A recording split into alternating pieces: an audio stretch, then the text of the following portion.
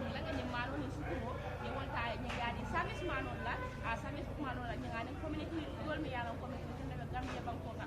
because me nya ajela ko men ko ni service manon mo wala ti mo mi yalla ko men ko pour que fana la ko consider akata fene ti mi yalla ko men ko ni ngako ma ba kala to ni ngam ko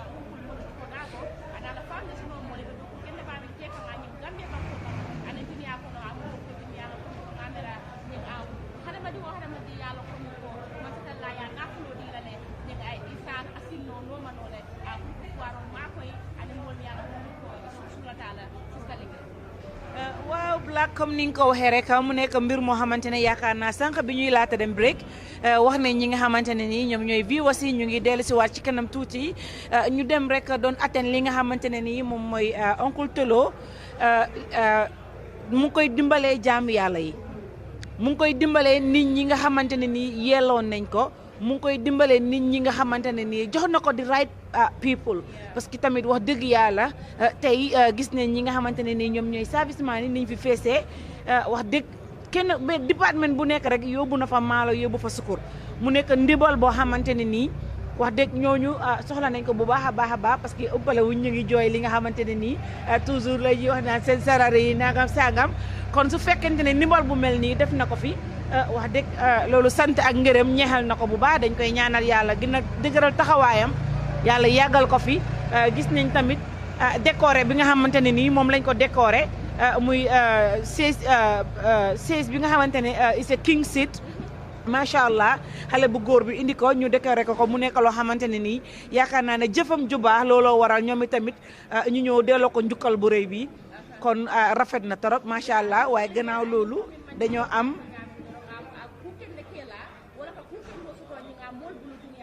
jëf ju baax ku ko def rek nit ñi delloo la ko waaw macha allah dégguma soose waaye dafa mel ni boobu moom dégg naa ko ñu am gan gu teddat lool ci sun boor nii gan goo xamante ne nii comme ni ma leen ay wax toujours rek lépp lu leen ci seen bopp bu ngeen ñëwee fi ci Sahel Network rek mu daal di leer gan gi ñu ngi lay nuyu di la ziar ndokkeel la ñaanal yàlla di ko sàkku ci yow duñ def lu may jox ko micro bi mu nuyoo rek incha allah.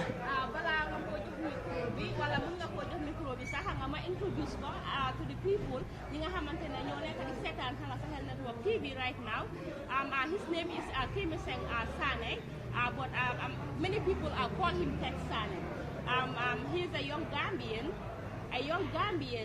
you know, who has been into politics for so many years. He's among the people who contested, you know, for the last parliamentary election. But I believe we will hear from the horse's mouth to tell us what happened. You're welcome.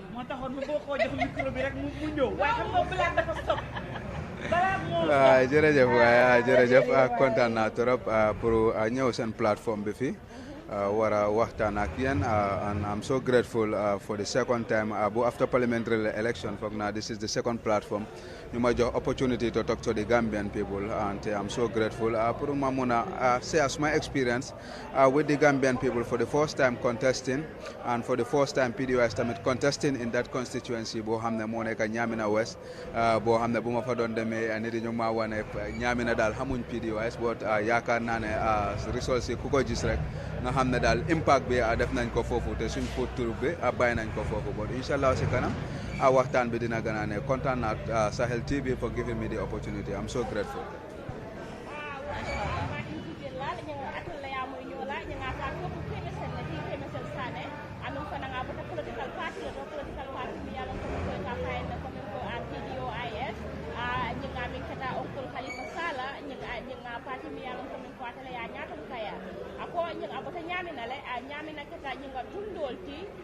Tundo mi yalan ko min ko anyanga for the first time anyanga PDOIS anyanga ye molon dije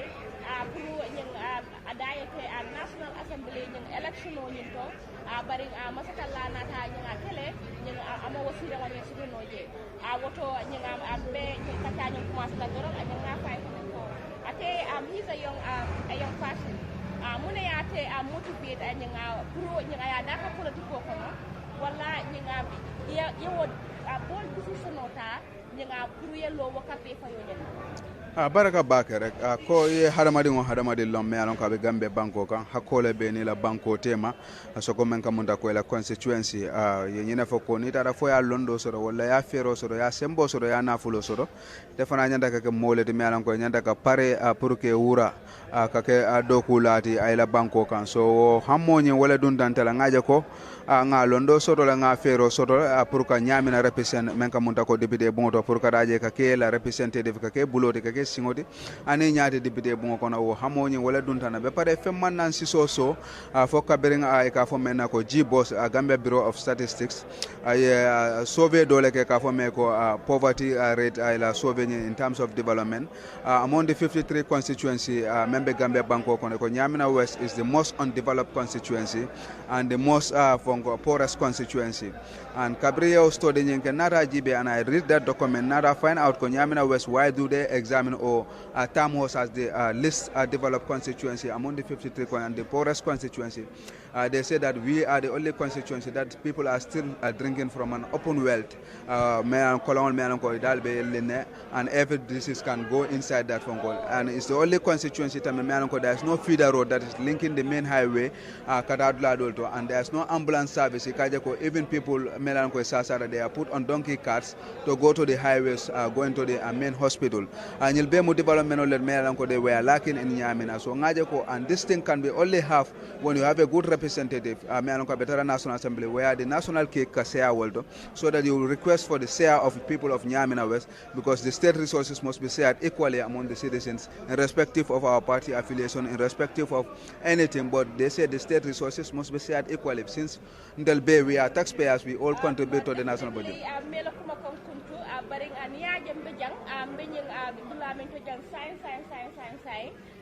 Nyinga pule be kaba kanja miyalo ko Gambia no le yake miyalo ka fay ko men ko amudi turo dabo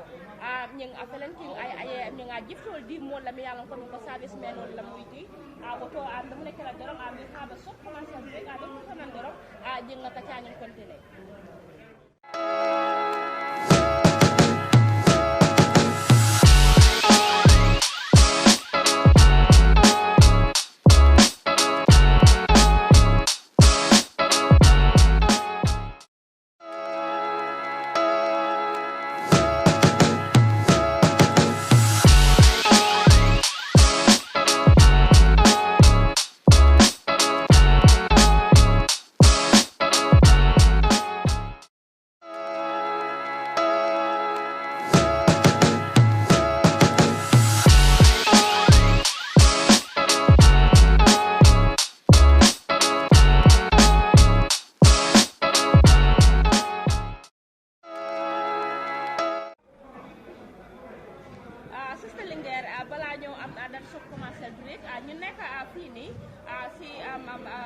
To witness something, a great occasion bi nga xamantene doomi Gambia nga moko def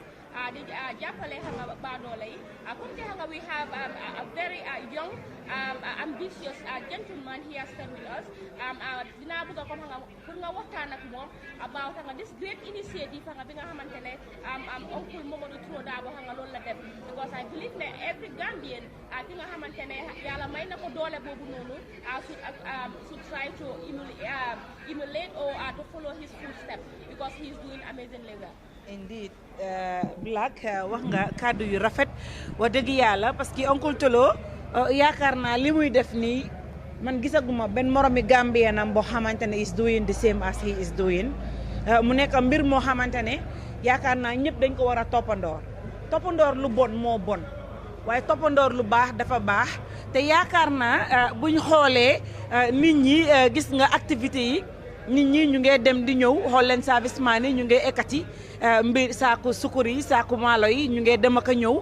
mu nekk mbir moo xamante ne rafet na rafet boo xamante ne nii wax dëgg yàlla kenn ku ci nekk rek yaa ngi xaar sa toon jot nga gaare sa moto eb ci li nga xamante ne moom mooy sukkur ak maalo. lii nekk na mbir moo xamante ne man I believe ne ñun ñëpp war nañ koo def, rawatina suñ gan gu tedd gii nga xamante ne nii moom tamit daf doon taxaw as National Assembly member, yàlla dogalut mu gagné, waaye xam naa ne mbébét yi nga xamante ne muy ci moom nu ni mel bokk na ci, parce que soo déggee kàddu yi nga xamante ne nii jot na ko wax ak yow ci soose mi ne dafa xaw a xóot soose bu dib soose la nekk di wax moo tax tuuti rek laa si nekk di for understand nga waaw non nangu naa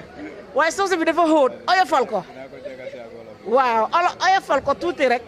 waaye mu ngi fi wax yu am solo yoo xamante ne nii boo ko déggee rek di nga xamante ne nii kii li muy wax dëgg la parce que kuy taxaw di faytal dëkkaam pour ne dañu war a am equal right ak ñëpp parce que ñoom dañoo fay comme ñëpp ni ñoo fayee tax and everything so obviously kii li moo wax xam na ko te teg na ko si yoon suñ amee jigéen yoo xamante ne nii dañ war a am doom ñuy am jafe-jafe nit ñu feebar pour ñu am luñ fajoo mu nekk jafe-jafe mu nekk ay mbir yoo xamante ne bokk na ci ay waxam kon obviously kii boo demee ba ci biir di nga dégg ay kàddoom mu ne la dañu war a am dund bu doy dañu war a def nii dañu war a def naa kon dama koy delloowaat kàddu gi ne ko ndax ni ni mel bokk na ci plan sam in future. waaw jërëjëf lii moom loo xam ne la daal ñii ñëpp a ko war a rafetul te Touré Darboe man musuma koo mit bon man bokk naa si ñoo xam ne sax njëriñ naa ati comme sukur yum dee joxe ni because man si National Assembly bi laa ne nekk député bu fa nekk Touré Darboe daf la dee jox this amount of sukur every weeru koor so gars yi daal dañ dee make sure ne staff bu ko fekkee ñëpp a ko dee am te man 2 years yu passé yëpp maa ngi njëriñ ci loolu te emul si loolu because dama dee read si newspaper yi ñoo xam ne even people ñoo xam ne they need overseas treatment te seen loxo mutut seen gannaaw daf dee contribute pour ñu faju te doomi adama moom ku faju nit koo xam ne daal mu ngi diggante dee ak dunda kooku dafa mel ni ne génération la dundal because kooku xamuloo ne ñaata nit la mooy jural so loolu dafa wone ne Touré Darboe lu mooy def moo nekk lu ñuy wax ne moom social contract am bi loo xam ne loolu mooy axam bi ak réewam bi moom mu ngi koo def lu ko mut moo nekk di help the most vulnerable people ñoo xam ne de si société bi te emul si loolu tamit ne soo xoolee si tablam bi sax da ngay gis ne mu ngi dugg si yoo xam ne even human empowerment bi pour dooleel nit yi ne pour not all the time de di ko jox jën bon nga woon ko naka la mooy nappee moom tamit pour mu moomee jën bi so loolu yëpp wone na ne c'est man boo xam ne daal he's contributing tremendously si development of the country bi te ñun yëpp upload nañ ko we will encourage him lool life God mu jox ko tamit the strength bi and the ability bi pour mu mun a continuer di def lii and his pour Gambian yi tamit emulate ko and ñu support ko tamit ne ñu xam ne he is definitely continuing and easing the burden from people ñoo xam ne daal son loxo mutut seen gannaaw bi so this is something loo xam ne la a good initiative la kontaan naa trop and I'll be proud of people ñoo xam ne daal suma ko gisee wala I will use this platform to tell him that thank you very much for this humanitarian gesture. Mr. Sanneh, thank you so much for saying those amazing words about a philanthropist, someone who has been doing this for over 23 years. Loolu daal mu nekk loo xamante ne nga dafa important torop waaye definitely comme que yow nga you were among the people ñi nga xamante ne you had wanted to be a member of the parliament but it doesn't work but yet still you have a lot to give out to the Gambian people Uncle Modou Touré Darboe nga moom is an example. Why Gambians are nowadays, like I can say that we believe that the rich are getting richer whilst the poor are getting poorer. Because social media hanga fofu nga dee nekk ata man it hanga fofu laa dee nekk am na information boo xamante ne hanga génne na hanga ñu ne ministers there are a few ministers who were given plots of land ndax loolu hanga dafa nekk loo xamante ne it's supposed to be or it should not. am nga nit Gambia fii luy suñ problème bi moo nekk ne we don't amuñ nit ñoo xam ne pare nañ pour sacrifice for the nation bi te sympathie bi dafa manqué torop soo demee ñu di entrust responsibility pour ñu man their government suñ position yi nit yi dañ foog ne rek soo nekk si public office bi rek you have to be there to enrich yourself nit yi di wane nag bi foo ko takkee rek foofu la dee dundee so and that mind mentality foog ñu génne ko fii ne da nga war a xam ne you are a servant you are given so many privilege yoo xam ne normal citizen ñoo xam ne they are the taxpayers money ñoo xam ne seen alal lañ dee jël ñi lay jox ay land boobu di la jox ay moto yooyu am nga lu ma lay ñoom they cannot even afford to have a house boo xam ne foofu la ñooy dundee man any serious government boo xam ne ñëw na bala ngay allocate a land to a minister boo xam ne salary am bi rek is more than a civil servant a teacher boo xam ne every day mu ngay liggéey 10 times mun na koo faye because if you look at the average salary in this country $3,000 ngay dégg $2,500 but a minister is paid more than that $75,000 plus loolu jóge na for bés bu mu fanaane outside the Gambia lu mooy fayeku is 3 times of a normal grade 9 salary bi like one night $18,000 wala 20 something thousand one night boo xam ne fanaan na ko si bit you only didn't stop there you have a vehicle boo xam ne is provided by the state moo la ko dee jox te doo dee jënda fuel ñu emuñ si loolu ñu lay jox beneen véhicule bu ñoo waay ne utility car boo xam ne moo yóbbu sa doom bi school mu yóbbu sa jabari si marché bi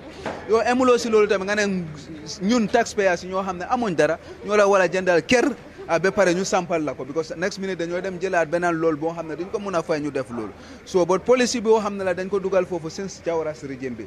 Jawara ñëwee mu continue Yaya Jammeh ñëwee mu continue ak loolu Barrow tamit mu ñëwee mu continue na but we must have a serious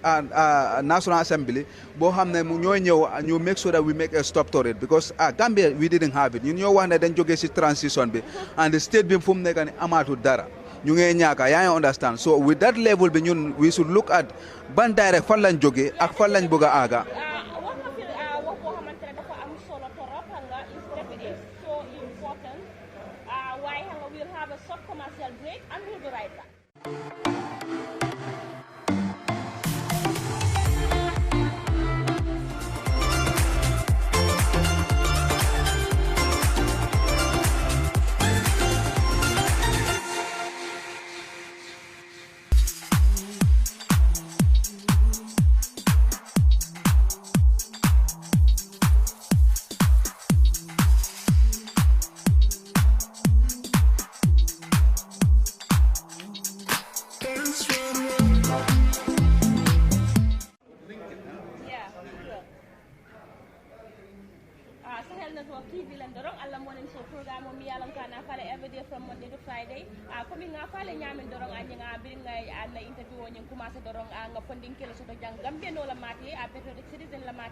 Gambia dinkendo anyanga mandingkol ka fay wala nyama mimmo anyanga Kemeseng Sanneh Kemeseng dunga naba kacha kuma basu daga kacha mi yalan ko min ko aba dending banku do ko wala na banku min kata anyanga banku dimi yalan ko min ko bela dentala jande mita break la dorong anyanga amba kacha ke kan kacha mi yalan ko min ko aba dending anyanga anyang kenol mi yalan ko min ko dita minister la minister mi yalan ko min ko be Gambia banko kan andung mo jama yaaje la ko min ko kula mi yalan ko min ko anyang amanya na proteke woto anyang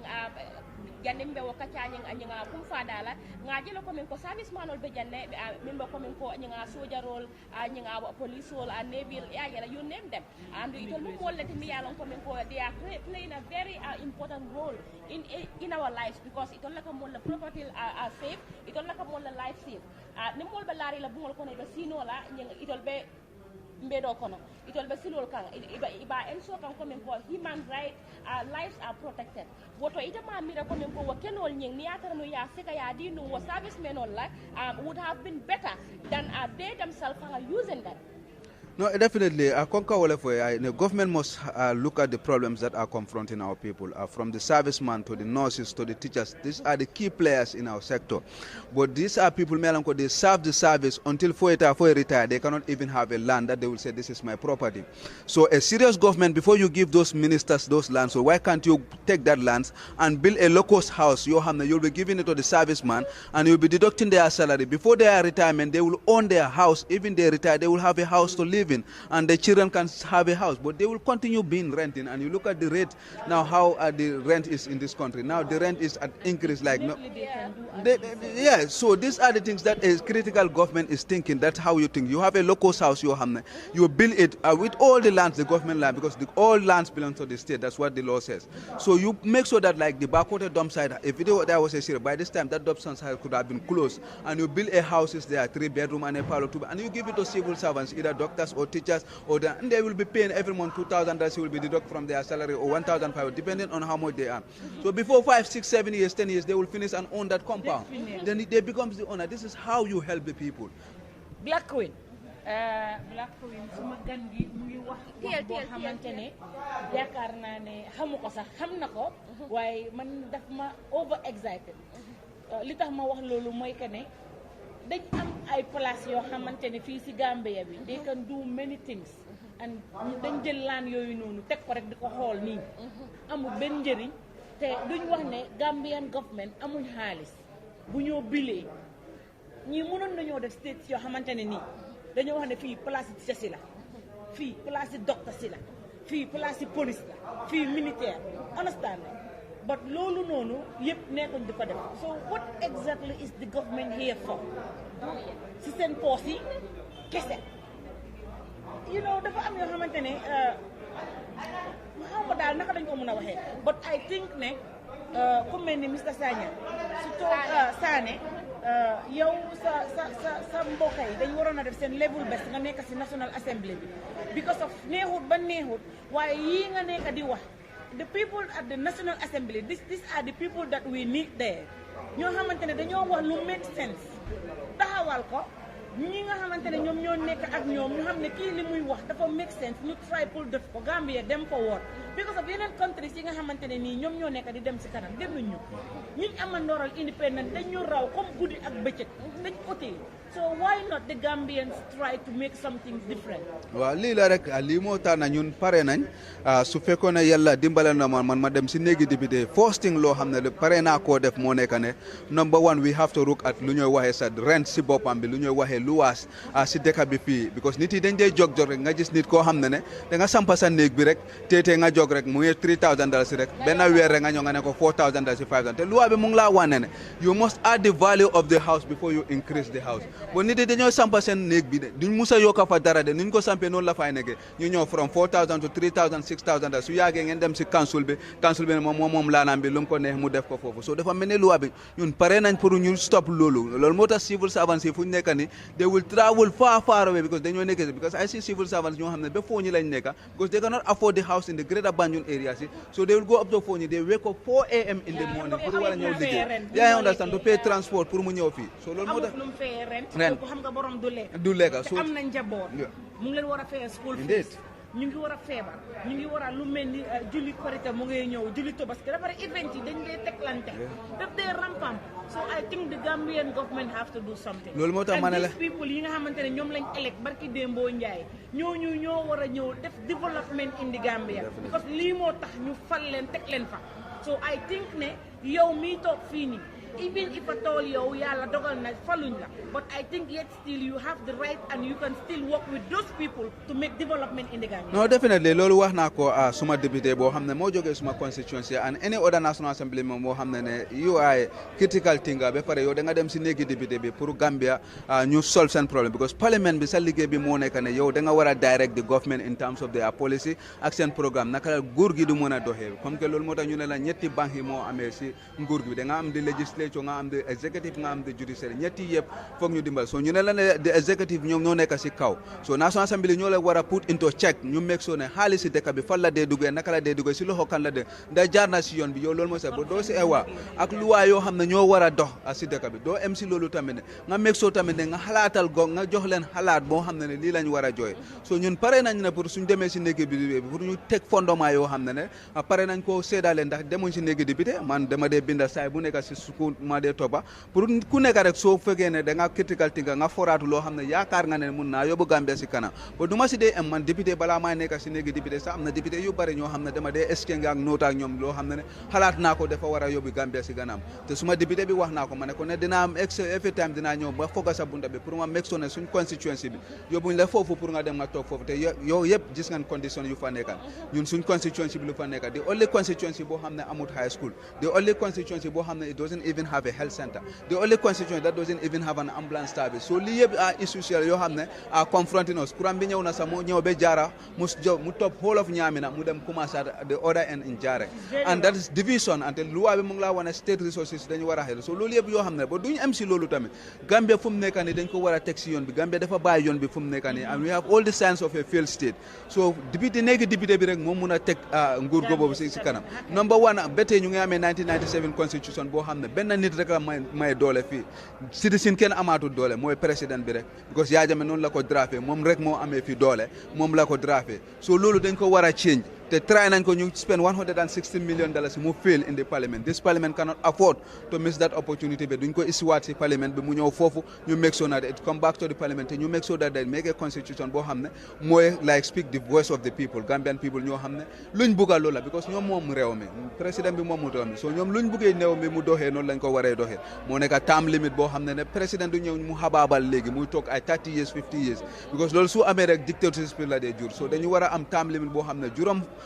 years soo ko amee ñaari yoon rek doo mun a toogaat yow doo mun a taxawaat nga gis ne de président bu ñëw da nga liggéey because da nga bugg a bàyyi legacy boo xam ne élect pour keneen mun a koo wax ñu duñ am si loolu election act bi boo xam ne moo nekk fii tamit ñoom solo sandi yëpp loolu lañ day rey la ne because election act bi nekkul boo xam ne loolu lañ buggee dañ ko war a change te buñ nekkoon si opposition ñoom Barrow yëpp ñun Darboe yëpp ku nekk dañu waxoon ne jamono boobu dafa war a change léegi ñoom ñu ngay toog ñoom ñoo nekk président ba tey ñu ngay toog change ñun ko faate nañ boobu so ñun suñ nekkee si parlementaire dinañ pousse parlementaire pour ñu isi élection ak boobu ñu isi ko si parlement but corruption bi tamit ñu ngay wax ne de ñoom dañ bëgg a daax ak corruption te ñu isi nañ anti corruption bill bi si parlement bi ñu ne de man wax naa leen ko anti corruption bill bi bu ngeen isee fii sàcca yi ndaw yi ñoo xam ne ñoom rek ngeen di téye ñoom ñooy torox ba ñu nekk si kaw sàcca yi mag yi duñ mus a dugg sàcca yu ndaw yi ñoom rek la ñuy téye waaye sàcca yu mag yi duñ mus a feeñ dëgg bu wér la wax gis nga corruption bi commencé wut ci man ak balaa kawin de déedéet ca boppa bala commencé kon dañu war a leeral mbir mi waaw lu ñuy wax dañu jël exemple ci suñ boppa mbir mi dafa war a leer xaalisi Gambian dañuy jël tëdd ci def lu leen neex it's just too much yow nag nii rek nga mun a mel parce que tamit kan mooy papaam du Halifa Sallah comme su ma lutee nii dañ ko koy laaj TV daral wala jube kan alla monen so programme mo imaje ante sita nyami mba jube kan because ala kuma ko min fo kan no he's just saying the truth mi ala ko nyanga important matter is very sad because ay kuma kan do explain janne nyanga ko nyanga tela tundo mo tundolti tundo mi yalan ko min ko nyanga there is no senior school there amo tundolti tundo mi yalan ko min ko nyanga ila mon man jikendo so do nyanga ite min minna andum fana nyanga mo tundolti tundo mi yalan ko min ko there is no health center andu ngaji la ko min ko ni hadama di ngola nyantol jube wol mo fellati mi yalan ko min ko ita bondi nola je ni ba hadama di ngola hadama di yakola woto atela tundo mo tundol mi yalan ko min ko aslo ta nyina development wala je num bakele wo dalilo kan wala ya sabu nyinga ko allah fele prala mole kato fayaye saje ay represent national assembly nyinga properly barala diamo kono fanan ay kuma kam fo je mi yalan ko min ko akuma ta bakele akata mo banko din kendolti anum fanan gambia la doku wala gambia la nyatata wala nying wala matale nyinga nyantoti anum fanan atata wala kala wala ya sabu aya fa nying banko dingo mi yalan ko min ko ala tundo mole wala tombong nying aya fa na ko min ko ala ila tundo mol ma tombon doro praka si national assembly a jos nying pro nying afango damma na faye bari a dalilo la ya sabu ijikita la ya tombong woto akana la mol fin woto ande batin ginen kala nyinga ko suno min la dono science because Gambia we are republic and we are guided by the constitution and we all know that coming from 1997 constitution or whatever is still now the draft constitution the fifth legislative but they voted it out woto Gambian will jama mi alon coming ko ya understand exactly constitution no ya mun mean yagala because dolbe je ma understand ma long I believe that coming ko nyinga ibebe la fila minna wala coming ko nyinga the draft constitution no nying so that nying isa murundi namba because anying komi defa nga ya fo diamo ko na nyameng the power abe president wala block na science wala ya sabu anying constitution no nying ay nying yanto di ala praye mo nul tombong nyinga biring gambe no le the 53 parliamentarian will elect he decided to elect the 5 people that he wanted and we faranga diamo be fiaring de la coming ko there are people who were not considered and those 5 people at least they should have the marginalized groups within those 5 people. What do you have to say about that? konka wala fo tanti alon o provision on membe je kanda ko president ay sembo sodo pour ka mo lulu akije constitution ma kije rek danko doro rek pour ka kije rek mo diade yakije constitution on ne fo je ko e ka fo mela ko another special group sol mela lon ko wol bije wol man representation so parliament fa business community le bajala ko ni business community le represent on ne bajala ko fon nara na mela ko in terms of trade le wala exportation and importation by the way business idea so abe parliament ma ko la no ko idea di la kantandi la ko seno sansan julayani faha fonko julayani sandiro ni fonko safaro ala silo bida kantandi na wall market because I julayalo na fahamle bay ko be parliament guide la in terms of wala mol me alon ko telle alon ko lanjur tol le moyti ko me alon ko who feels it knows it ni mo men biye même fois alon ka lanjurta wala sila cool avocat no dina ya ordinary person no me alon ka malon lanjur tol ka silol menta because ni nata yema sakunda jibe jan se biti lola government building ol be lo ka mele alon ko they don't even cater for the people me alon ko they are physically challenged me alon ko ni la wheelchair kan because seleno ni wol nata na ide be jinde la push push ka ke sika and ka ability to like human being should pass that stage pour ka mo muta ka sika because last time mo la nata no opposite American embassy lanjur tole mate ala faka sele santo pour kata adula dol to je ya sika la jinda la push push ko ne ya sika I see that na mbaloti o borda but luwa nyanta ka luwalti ko kantani ko every government building nabe lola anyanta ka cater for the people melan ko they are living with physical disability fa be kala selen dal be selen for liftal le betare but it's much because be mo banko dingol de content te melan ko mbal su fol bebe kende ar be nyamendo and banko nyanta kan provide all the needs so lantele so wala ne ko ni aussi fa so de député bo de bay luwa ka dada wodo fon fembe tamala luwa do amari ba mek solal ko akije wala ko funding ki ol fanal nyanta ka taraje melan ko si representation non sodoje way bay funding ki ol ka fond anyom funding ki ol ko sude no bar biti lola nite konte ko funding ki ol vele tara mo taworo mo sambane ko si funding ki ol kunto député bu ngodo ora fil la sudu sono be nyame be pare funding ki ol te fanjelo kono pour ina si sino na si chat but biti lola nyente nyon ki je wolante mbo ki je funding ki ol si haninol kananda bun kono fan hanin fula yado ka kumo dol fonye be hanina ka fonye no because they see themselves in me so nyina na luwa e wolle ki je ka antande ko hanin musol fon la karole sa musol la sasal melgo anen tingol melka to tingol kono tan saje sa long what is their problem mune what is happening this labor musol ka to tingol to tende what is the cause bayela ko sa discuss no anen musol la courant dol bije kyoto explain na no musol la ko dol bije muso fon la si no ay face no ay fono so wala na constitutional provision ta ko president se molo saje society be si fanjeno national assembly kono bayri belela sibla mu jede so nyina tin na ya idea na bare say ngajale ko dal president ka tale ka mol compensate ala rek bayri nyina loyalty yawo ameda na party so le ka compensate ala rek buka ke kanya ndaka kenya ya to nyala ite ya ko nyame maybe ni modo ya kuma kan wonye moy ta ko ne ba kula politician on like bare nga nyum kula ti mi yalan ko men ko nyanga banku dingol be anyeng jama ya je wala nyama ko men ko ya use la as a compensation anyanga pour que nyanga ala more compensate kay tandi la ko men ko sembo ben tele bulo ko because jama ya je wala nyama andu jama ka fo na nyama fana yemo do la ko mention jana mi yalan ko men kay ko balo ka ba tele bi ko disable bi because nim ko do nyanga interview ko no ka kay ko men ko karamoni makap ata mo disable ti ane min ta ka sahel na do tv la na youtube page yo imari ben nyanga na video jela ay nyum kuma kan kili wala fo ko gambien nol man disable mo ta fenti ako nyeng ata mo businessman on but na la fa pour ka transaction do ke bank aka mo la ki praya ke wo mo fenne mi yalan ko min ko nyeng akay tol niyo ku ya batale wo toy tol mo mo la mi yalan ko min ko ime kala mo andum that was before the election abe min fo ka ko abe diale ki batale ni representative so to parliament to mi yalan ko min ko and the person can speak on their behalf so that at least their rights can be considered so wo mo fenne no mi yalan ko min ko nyeng abe ko ma yalan no batale ni responsibility nyeng di no disable la ngi woto nyanga parliamentary no yalan ko min ko ya wala tan sign ni tabe yamar lo dilela muna be kele tele yamar lo ti bayri ngaje la ko min ko the speaker of the national assembly nyanga npp lañ because ni ajam ko npp la APRC ni npp la nyanga jointa andum fanan the deputy speaker fanan the same thing yena ya jube sa ko min ko all of them so whether they will go there with their political interest or to support their political parties or it will be the interest of the Gambian people. Wala ñu dialon fo salon même député bungote député bungoto ni tara je na constitution no ñina foko momo yalon ko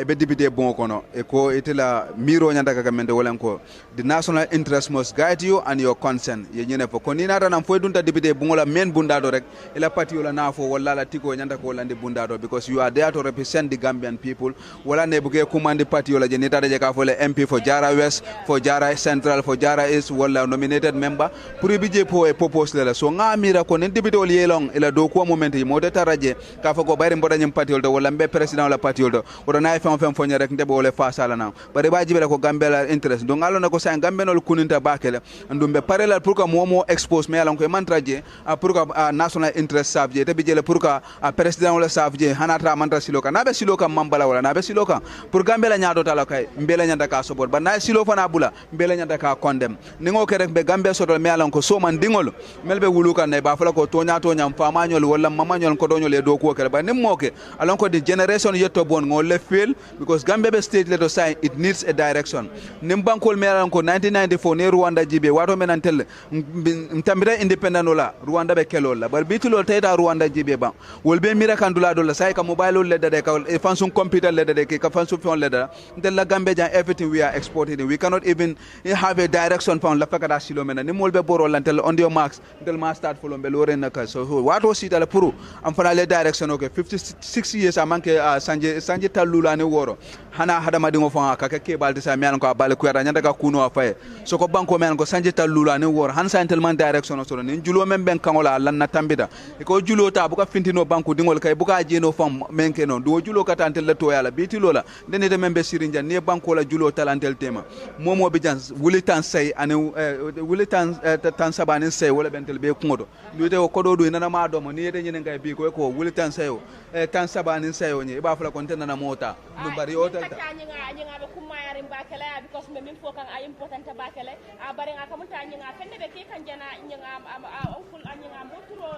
turo dabole nyinga foundation o moli be fenne ke kan bona be will have a some commercial break then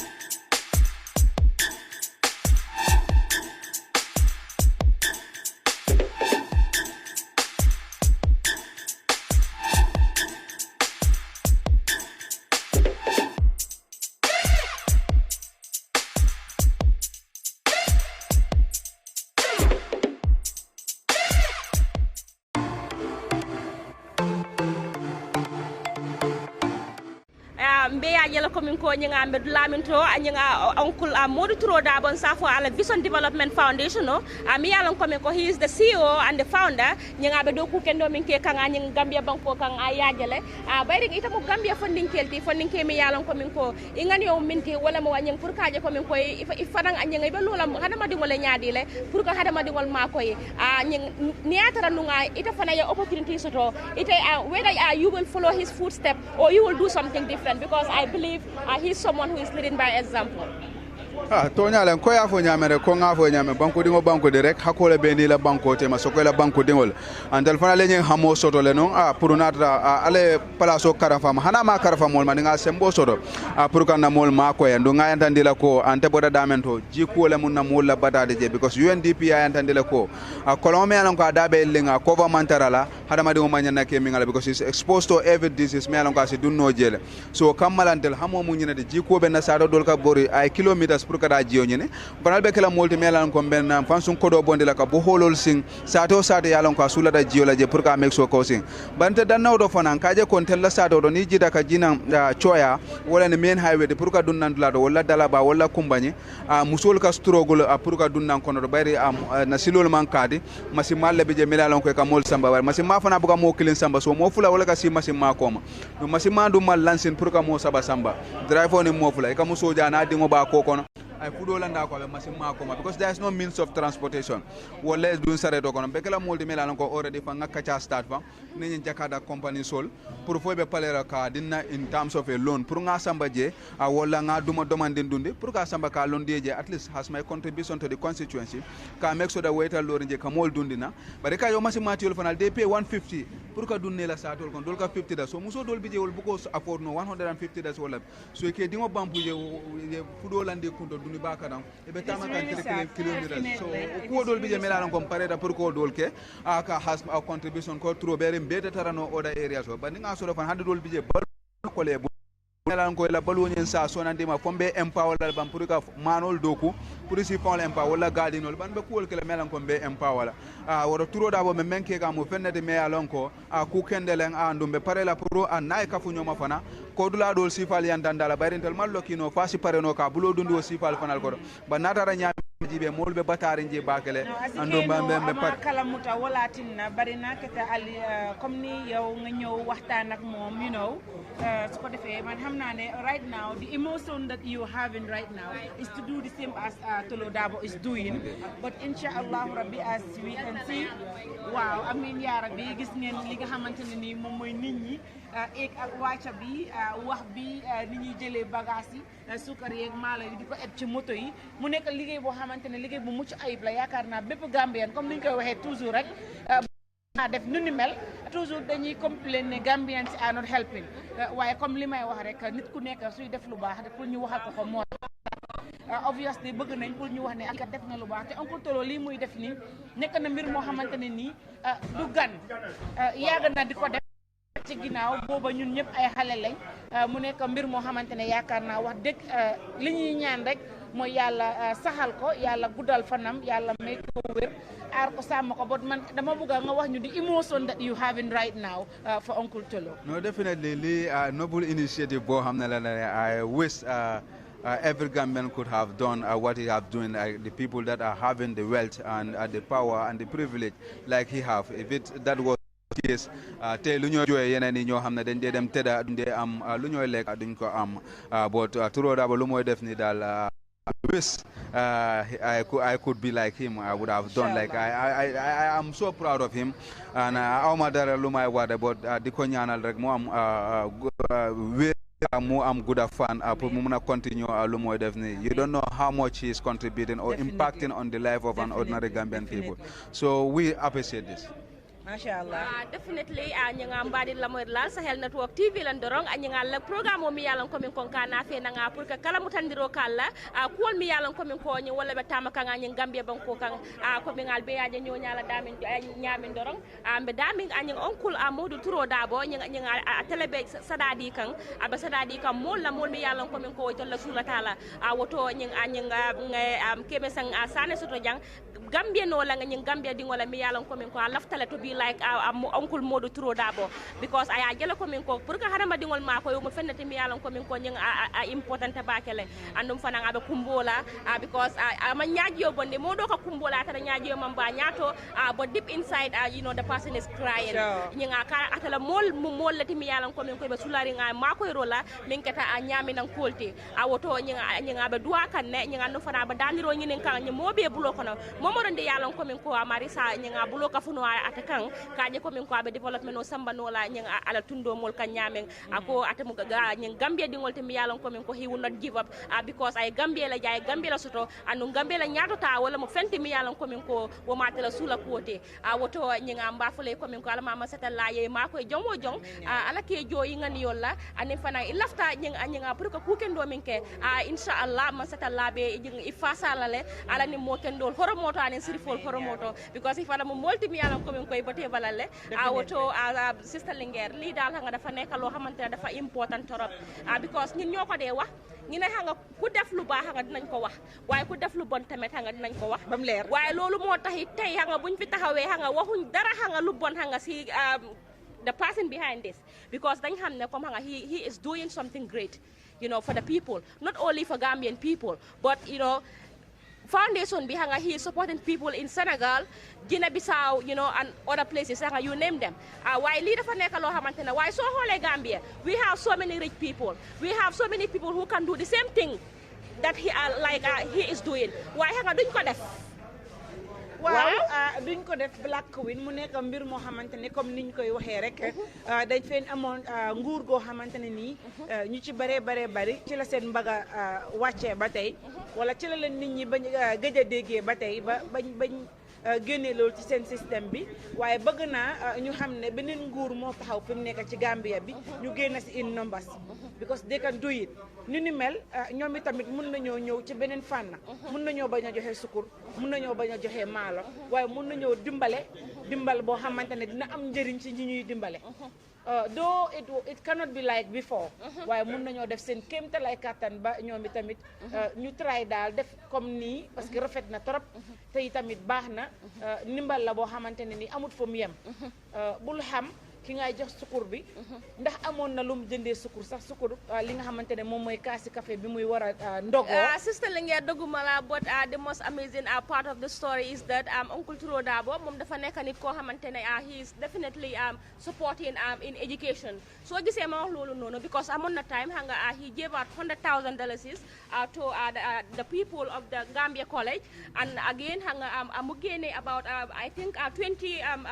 computers hanga mu jokko gaay not only that hanga mom hanga lum day def hanga like he support everybody because hanga ñin xam nañ ne education hanga loolu dafa nekk loo xamante ne moo dee yóbbu hanga réew hanga si kanam because without education hanga like there are so many development hanga dinañ ko mun a am waaye hanga dafa yi hanga du gaaw so moom daal comme hanga man dinaa wan hanga he is one of those philanthropists hanga yi nga xamante ne comme in the Gambia hanga they can raise their hands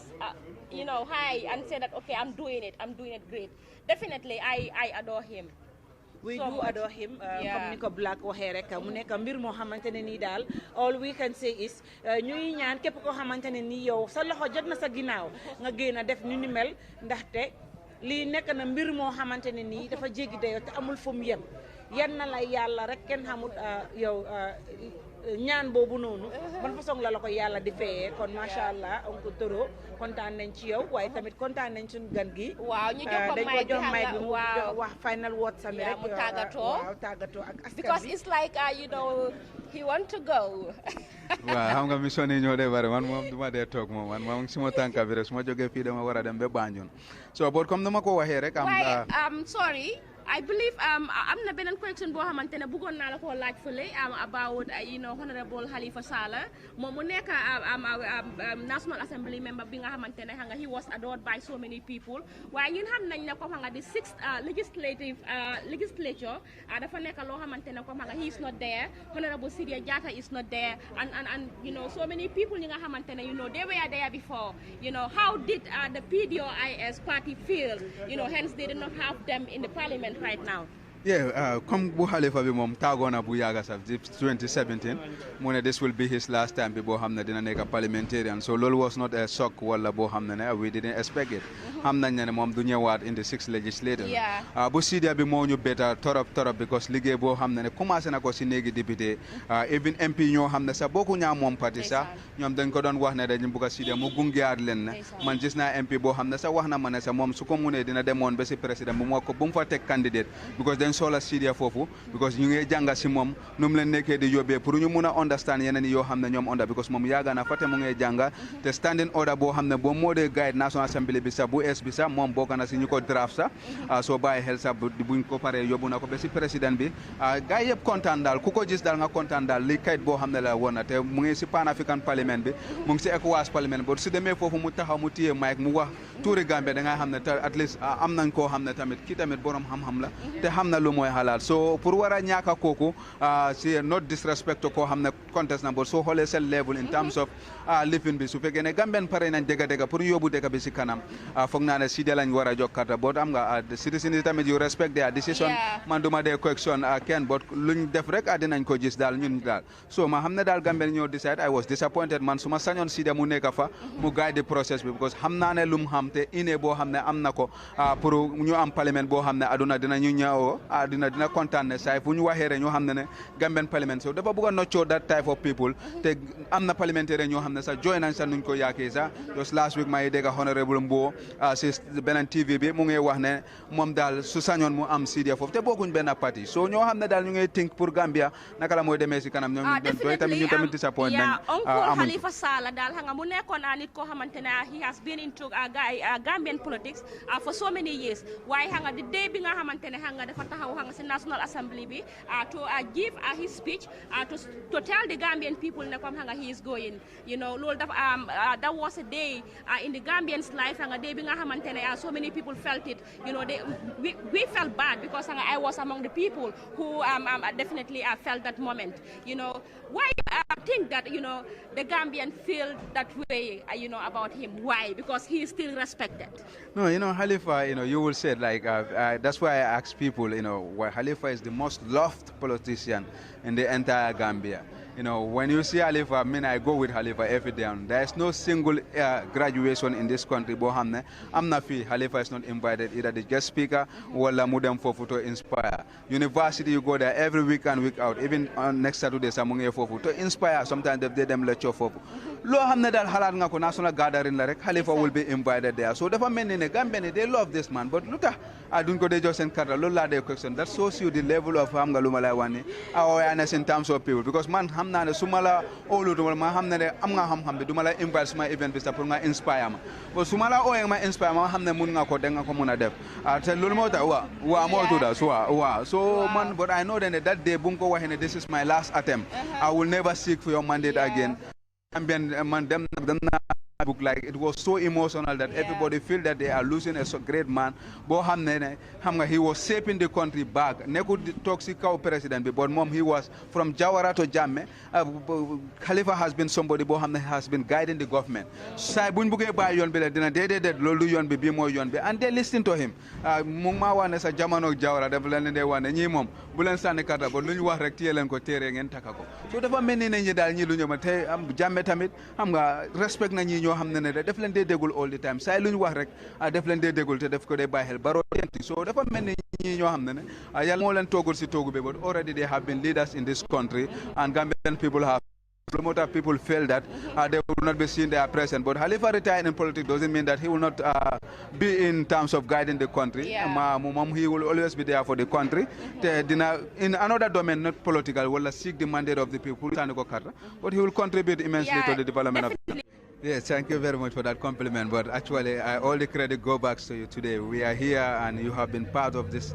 noble initiative by your foundation, Vision Development. And like I was saying before you people, that this is what we are looking for in terms of, all of us cannot work in the government, but if we start contributing, each person contribute your quota to the national development, we will not be seeing the people that are begging in the street, or the poverty rates in this country will have reduced if what Vision Development is doing, other land or other companies or other organizations or people that are opportune to have the fortune that other people didn't have are doing the same thing. We will not be talking about what we are having, what we are encountering in this country. So all credit go back to you people today, and we said I'm so impressed and I'm so grateful for this foundation, and we pray that it continues and God give you the strength and the people that are working there to continue to do this humanitarian gesture and be our brother's keeper all the time. I have been a beneficiary beneficiary of this thing. It goes to the National Assembly every year. They supply the entire staffs and the members of the National Assembly this amount of sugar every Ramadan. And the last 2 years, last 3, 4, 5 years, I've been benefiting from there, even though I'm not a support. As far as you are in the National Assembly, you work there. When it comes, everybody takes your share. And that means that it doesn't only stop in this room where we are or in this building. It goes beyond even the Gambia or the scopes of the Gambia. So that's a noble initiative, and we'll say thank you very much, Vision Development and the leadership, Modu Troda, the CEO.